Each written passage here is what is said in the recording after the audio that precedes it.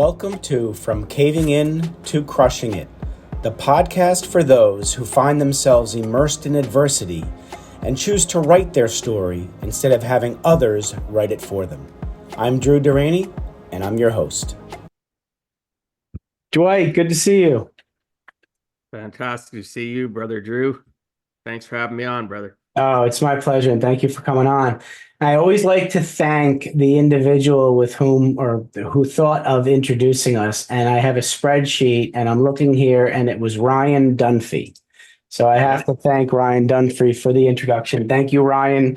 There's always a reason why somebody thinks somebody else, and they need to know each other. And I'm grateful that Ryan thought of us. He's a great man. He is a great man. Good guy. He is a great guy. So Dwight, in life, we're often taught that life is linear. And it's not a malicious teaching from the people around us, but by the age of 7 to 10, we're basically told, this, if you do A plus B plus C plus D, E is going to happen. Everything's going to be fine. And that's the way life is.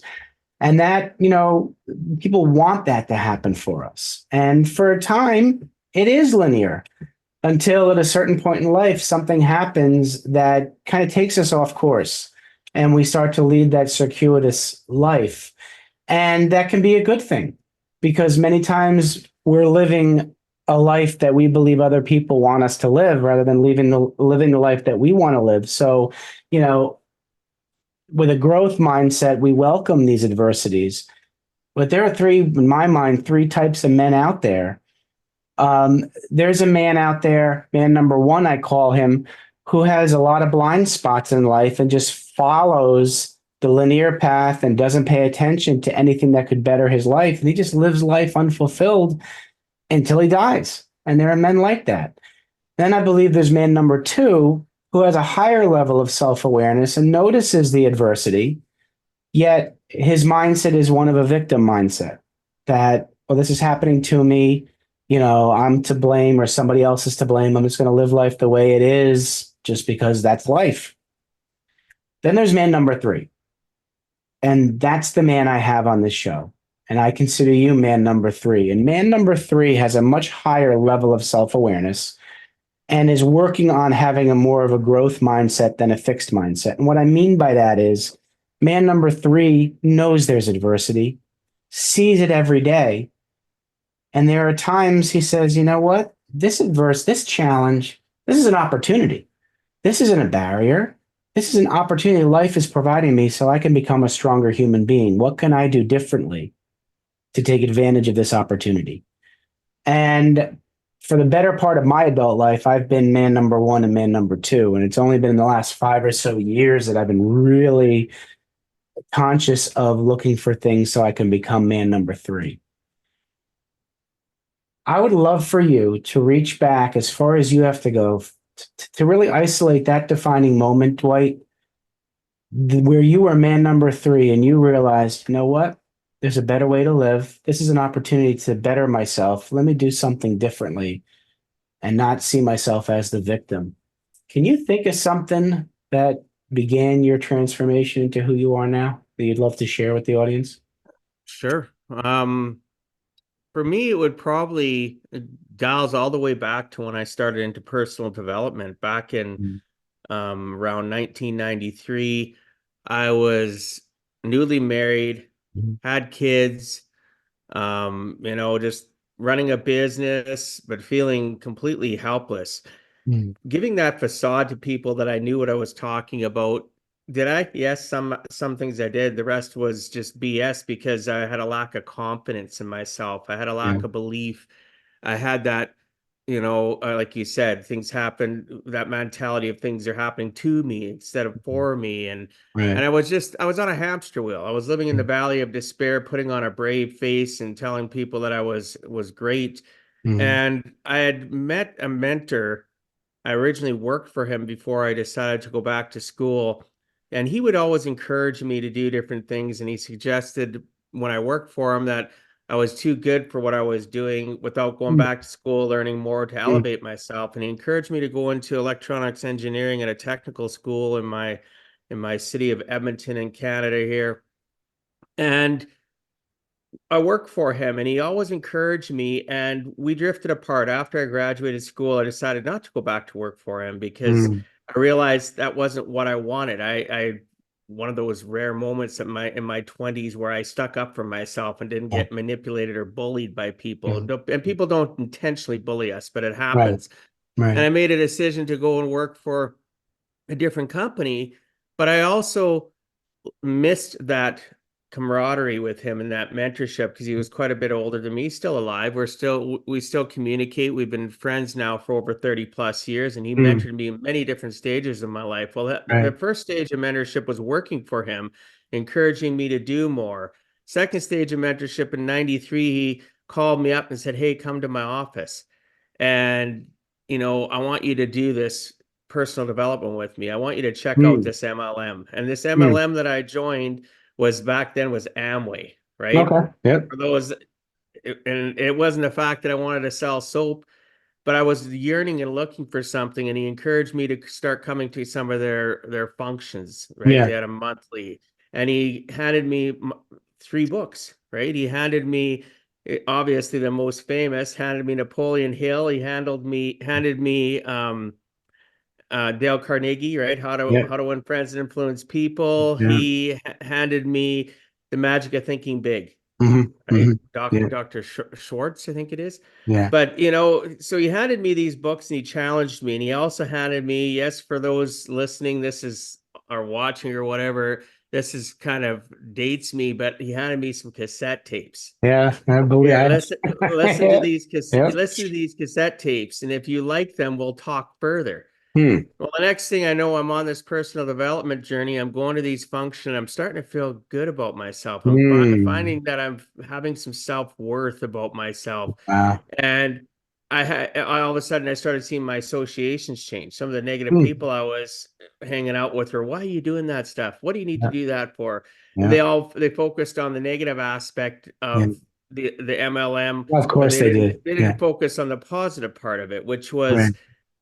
what was it? Well, personal development. A lot of these MLMs, they work on your 6 inches between your ears and they help you grow Absolutely. and They develop. do. So They do. so I go to these functions. I was reading these books. Next thing I know, I'm signed up to the book club, and I get in a book a month, Yeah. right? You sign Yeah. up and it gets shipped to you. Signed up to the tape club. I'm getting 2 tapes a week, right? And Yeah. literally, I'm just plugging tapes. I'm reading Yeah. books. Yeah. I'm Yeah. attending these functions, and Yeah. I'm gaining more confidence in myself. It does that. And did it make a difference? Absolutely, it did. It made a difference. But it also, what does that do though? It also opens a lot of holes in your boat, It a lot does. of gaps between the seams of your in your life that you don't realize that are Yeah. there Yeah. become magnified. Absolutely. And it's an emotional thing where you all of a sudden you're having to deal with things that you've never Mhm. thought about before because you Absolutely. pushed them down so often, That's right? true. So yeah, that would be the first where it all started. There's a lot more details than that, but along with that journey, that man helped me as well get into where I'm in now in the That's finance industry, and left the that. computer industry Yeah. way back then. Yeah. But yeah, having a good mentor, and personal development, that Yeah. started 31 years ago now. Wow. So in your journey, Dwight, when you started gaining that confidence, how did that change some of the decisions you made in life from having those better feeling about yourself? Well, changed a lot of my decisions, good and bad. Okay. And for those listening, don't think personal development's bad, but when it changes your associations and changes how you think, it changes how you Mm, your critical thinking process. It also affected my relationships closest to me, including right. my marriage. Okay. It magnified, made things even worse. But on the flip side, it made things even better. And I was attracting different people into my life on the business realm with my computer consulting business and retail Right. business that we Mhm. had. I was Right. attracting a different level of person, like CEOs, or somebody that's running a business. I was more attractive to them, or they were Right. more attractive to me. Maybe we were able to communicate, well, not even maybe, we were able to communicate at a different level because now my thoughts weren't Right. linear. They were always expansive, And when I heard something, I was thinking critically different about it and learning Right. how to respond differently because of the Mhm. things that I was reading, the Right. speakers I was hearing speaking. Like one of the most best speakers I ever heard in my life wasn't even during that time. It was back in the 2000s, was Blair Mhm. Singer. Blair Oh, Singer's okay. a famous American. Anybody Mhm. that you research that guy, right? Mhm. He, I went to some of his conferences and broke an arrow. Held an arrow here where you break an arrow. And I did different things that Yeah. strengthened my resolve that I was Yeah. better and stronger and greater than society or the learned patterns Mhm. of my life had Right. applied on me. But Right. again, what it did back then though is it affected my relationships, and one of them being my marriage, to a point where I had a hard time being in the same room with her because she was so negative. But Right. I Right. accepted that. I accepted it in the past, but now my brains, my thoughts, my emotions, my soul is growing. So I can't, it literally hurt my marriage. It destroyed a bunch of friendships in a Yeah. good way. It made me It happens. Yeah. get other Mhm. friendships, right? Absolutely. Yeah. Yeah. And at the time it's happening with the marriage, um, it's challenging to have it feel as beneficial as it truly will be, because I'm divorced too, and yeah, I was and what I think a lot of it was, like you said, in marriages that don't work, that end up breaking up, one individual is involved in personal development and the other might not be. Or if they both are, they learn something where they end up growing apart, and it makes it more challenging. But in the end, it's beneficial because you end up being more of who you truly are rather than the masks that we tend to wear. Well, I got through it easier too, brother. Like Yeah. Yeah. when I decided to leave, because I was the one that couldn't take it anymore, decided to leave. We tried counseling numerous times, Yeah. and the counsel and realizing I'm going through this personal development phase, and the counselors are telling her he's normal. Unfortunately, you have this to deal with. And we tried three different counseling situations over about a year, Yeah. and it just did not work. But when we did finally separate and I left, it wasn't just personal development. I'm a Christian, right? I'm a practicing Yeah. Christian. It Yeah. was God along with, Yeah. because a lot of the things I was reading are things that I was taught as a child that come from Right. the Bible. Some of Yeah. the most Absolutely. best personal development stuff is in the Bible for It me is anyway, true. right? For me, it And is too. then Yes, I agree. so a lot of these Yeah. people that write, Tony Robbins, Carnegie, Swartz, all these different people that write, you can find so much truth and root in something that's thousands of years old. But It's my so point true. is Yeah. I dealt with a lot of this stuff because personal development was there for me, but Yeah. personal development made my mind clear up and realize that I needed to embrace gratitude and gratefulness through prayer, Yes. Yes. right? So all of this helped me be able to get through my divorce. Did I cry lots? Absolutely. Did Yeah. I It have happens, of stressful course. days? Hmm. Absolutely. Because you watch all this stuff you develop, and you have kids, bunch of Mm, kids. I have that's the five part. kids involved, and Yeah. it's tough, Yeah. right? Yeah. So at the Agree. end of the day, thank goodness for personal development. Yes, I agree. And personal development and growth, it's not just what you learn through personal development, but what you do with it, right? We need to, and in order to adapt and evolve, we've got to change something. And just reading doesn't always help. You got to apply what you learned that's going to help you grow. Yes, absolutely, very, very impactful. So coming to where you are now, Dwight, professionally, what are you doing professionally that's helping others? Well, I've been basically 21 years ago, I got into the finance industry. I was enticed by that same mentor that helped me go to Mhm. electronics engineering to get into the finance industry, because he Right. says, you're not happy, you're working too much, your health's failing, and your life is a financial wreck. I remember the conversation with him. And Yeah. by this time he had moved out of my city, moved to Vancouver Oh, on the BC coast, right? The okay. Pacific coast for those from the US, right above California. And he Uh, was living in Vancouver, and he reached out to me and says, I'm going to send somebody to talk to you, and hmm. you'd be great to do this, to change into a new career. But first off, we're going to help you because your life's kind of a wreck, Yeah. right? and he didn't mean mentally, he meant No, financially, because financially. Yeah. I was going through so much stuff. He already knew I was on the personal development growth. It was already Yeah. just about 10 years because it was 2002 when he reached out to Right. me. And I got into the finance industry to be able to better people's lives instead of them Right. being a transaction. I wanted it to be relationship Relationship. focused. Yeah. I Yep. wanted to be holistic, have conversation, find out what their monsters are, what their mental monsters are, what was Yeah. stopping them between their 6 inches from financially having a better life or getting back in shape with their finances and falling back into that money pit again because they Right. have no stick to itiveness that's been taught to them.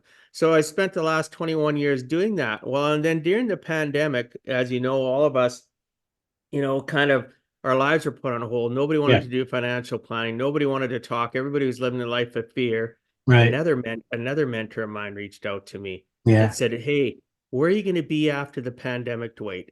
Are you going to be like everybody else?" There's a mastermind that I belong to with him that he runs, Yeah. and he's telling us, "Where are you guys going to be? Where are you going to be 6, 8 months from now? What happens to Mhm. this last years? Are Yeah. you going to come? Are you going to come out of the other side of it knowing you've grown, that you've Yeah. stretched your vision, that you've Mhm. taken this time and not been camped and climbed?" Yeah. And man, it was profound.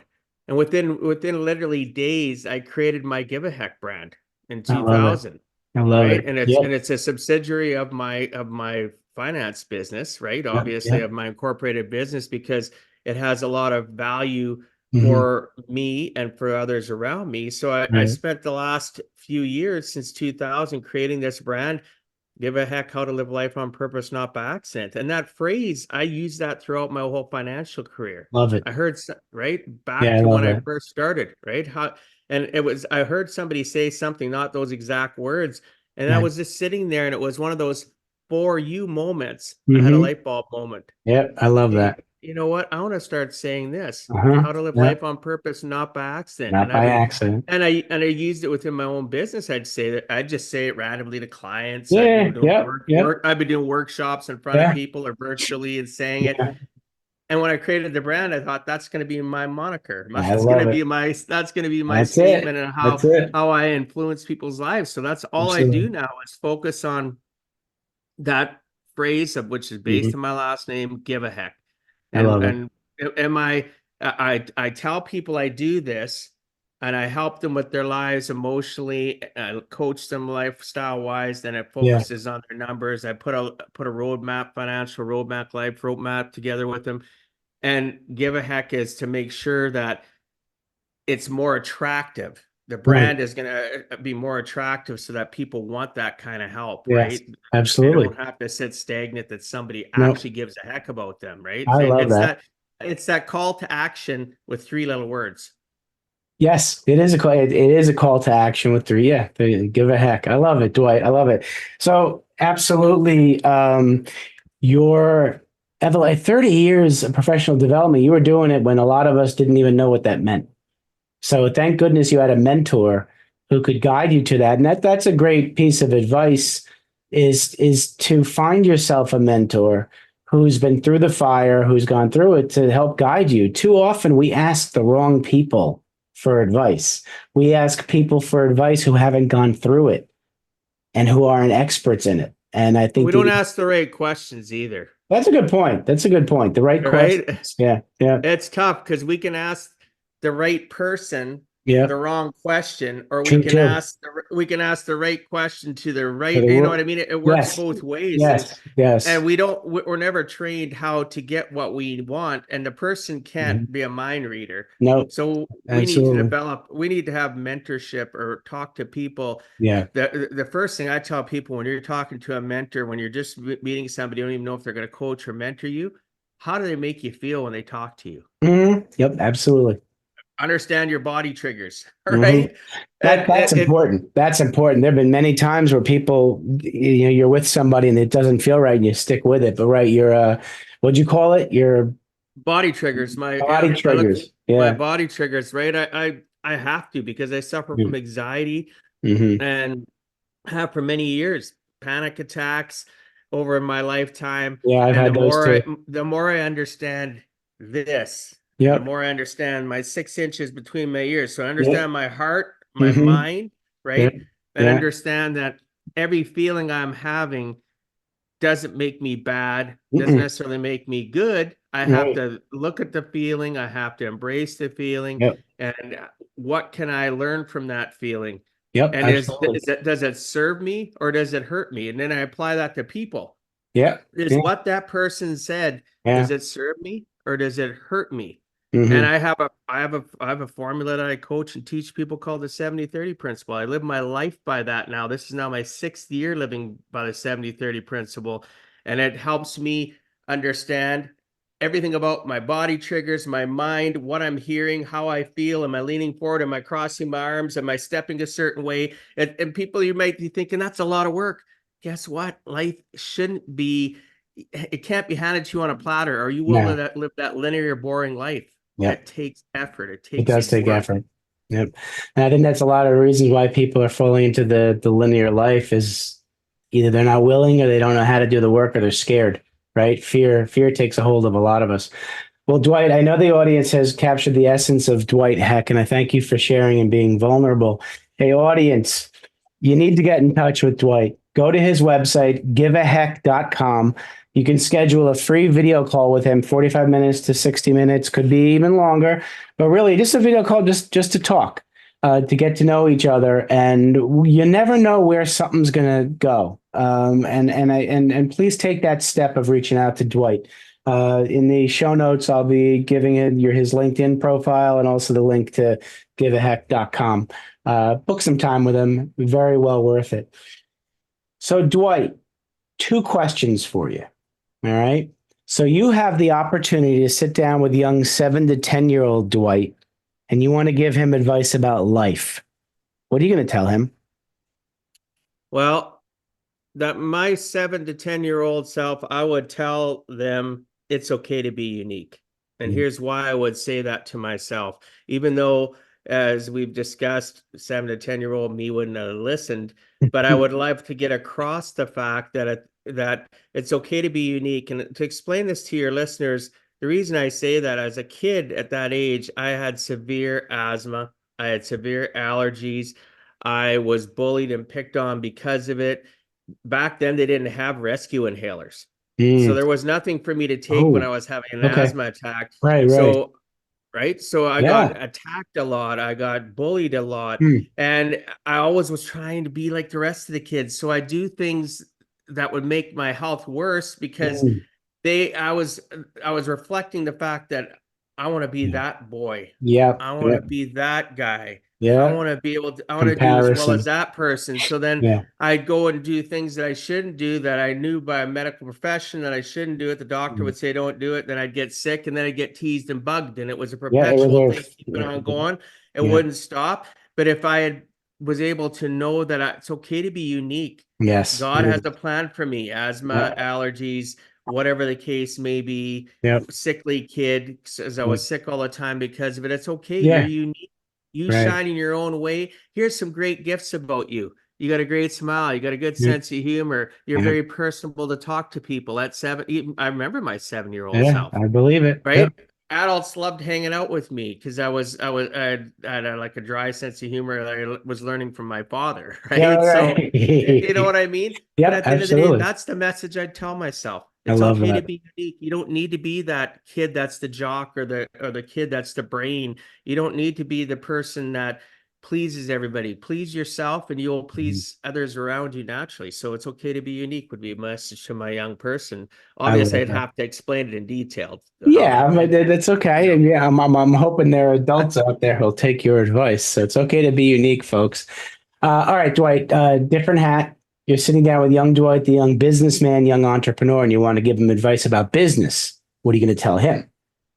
Well, my first response would be, whenever I do business coaching and talk to a young person, understand your numbers. But really, at the core of it, it's not even about understanding your numbers. Here's what I would tell my young business self now, more than understand your numbers of your ins and outs and cash flow and your money, the rules of the money game. I would tell my young self, learn to listen more than you talk.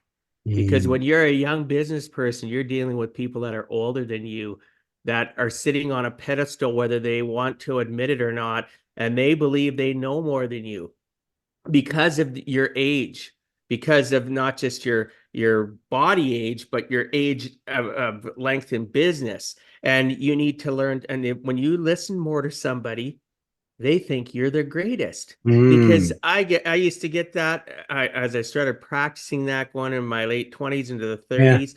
All of a sudden I get 50, 60-year-olds going, you know what, I love talking to you. You know, we always have such great conversations, and I'd reflect on it, and I talked maybe 20% and they talk They're 80%. talking Well, 80%. what was the secret? Yeah. I listened. Yeah. I understood what I needed to reflect in my body language. And Hmm. when I did respond, it was short, concise, and my tonality was one of, well, Hmm. that's amazing that you say that, Drew. Yeah. Yeah. Wow, that's so good. I really thank you for sharing that. Shut Yeah. up, let them talk some more. Some of Absolutely. the best relationships I created were because I decided it was time to listen more than talk. There's a reason why we have two ears and one mouth, right? So that's Listen. advice I'd give my young business self is, but actually dial that back coming right out of like going from high school into Yeah. college, Yeah. right? Even then I would have had a better time with some of my professors. I would Yeah. have Yeah. had, but you know what I mean? Not Yeah. having that I'm pretty smart. Where Yeah. you know what I mean? Even if I knew Absolutely. something I was a little bit sharper than somebody else, whether it's a professor or a Yeah. client or Mhm. another business associate, who cares? Exactly. Do you have to be right? Yeah, Or that's a good question. Do I? would you rather be appreciated and Yeah. respected?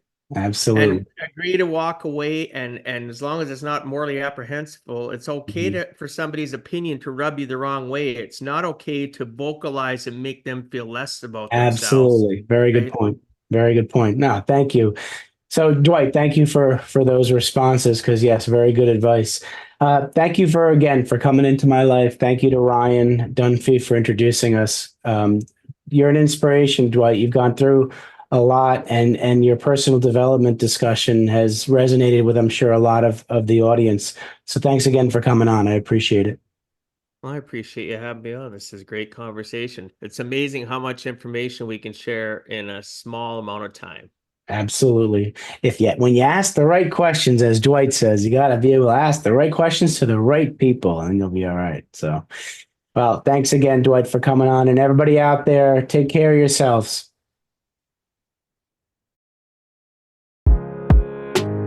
Thanks so much for listening. If you enjoyed the episode, please subscribe and give us a review to help others find it. I'd like you to answer this question. Are you living the life you want to live, or are you living the life others want you to live? I'd like you to think about that for a second, because I strongly suggest you live the life you want to live. If you want to learn more about what I stand for and my services and how I'm able to help many men get out of their own way, please go to my website at www.profitcompassion.com. Feel free to also email me at drew@profitcompassion.com. I'd love to have a conversation with you. Take care of yourself and choose to write your own story instead of letting others write it for you.